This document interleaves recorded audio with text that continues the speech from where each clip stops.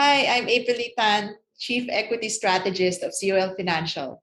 In case you don't know yet, I write a monthly report titled Calling the Shots, where I share our research team's views on relevant topics affecting the market and what we think investors should do to invest profitably. For the month of July, our key message is the worst may be over soon.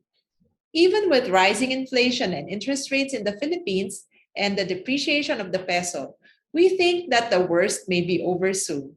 The main reason is falling commodity prices, which, in our opinion, is more forward looking compared to economic indicators that are reported in the news.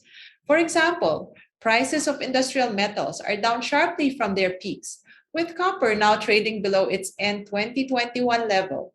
Prices of soft commodities such as wheat are also down significantly from their peaks, and this is despite the ongoing war in Ukraine. Even oil is down, although it's still too early to conclude that it is already in a downtrend.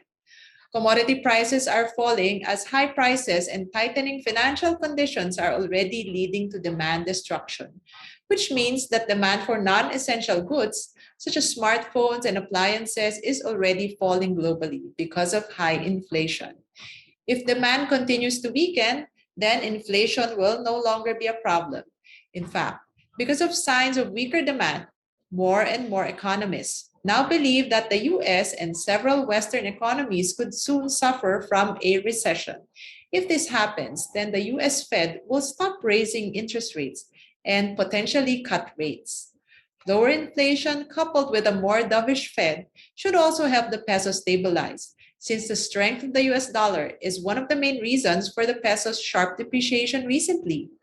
While the Fed is expected to raise rates by as much as 325 basis points this year, the BSP is only expected to raise rates by a total of 150 basis points.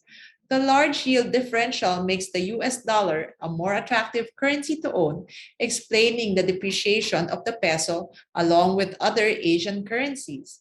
As an investor, what can you do now that the worst may be over soon? You can buy fixed income assets such as bonds and REITs, as they will be the main beneficiaries of falling inflation and interest rates. This is because prices of bonds and REITs will immediately go up once interest rates drop, as newly issued bonds and REITs will offer much lower yields. Admittedly, stocks could stay depressed even with lower inflation and interest rates, as weaker demand would also hurt corporate profits.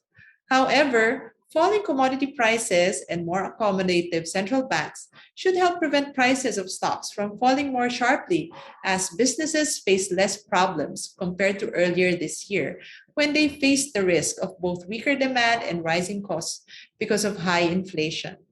Given listed companies' less pessimistic outlook and very cheap valuations, we believe that now is a good time to start accumulating stocks. Consumer stocks are among those that would benefit the most from falling commodity prices and inflation. Because of this, we added three consumer names to our Calling the Shot stock pick list: SM, URC, and DNL. Meanwhile, mining companies would be the most negatively affected, although the price of mining and power pick SCC remains strong as the price of coal is still elevated and the stock might be added to the PSEI index in August. Any rally in SCC should be viewed as an opportunity to take profits. For a more detailed discussion of our views and our other stock picks, you may log on to your COL Financial account to read the full report there. Or you can create a COL Advantage account and subscribe to Calling the Shots to get the report straight in your email. And that's it for this month's edition of Calling the Shots. I hope that our views will help you make informed and profitable investments. I'm April Tan. Thank you for watching. See you again next time and goodbye.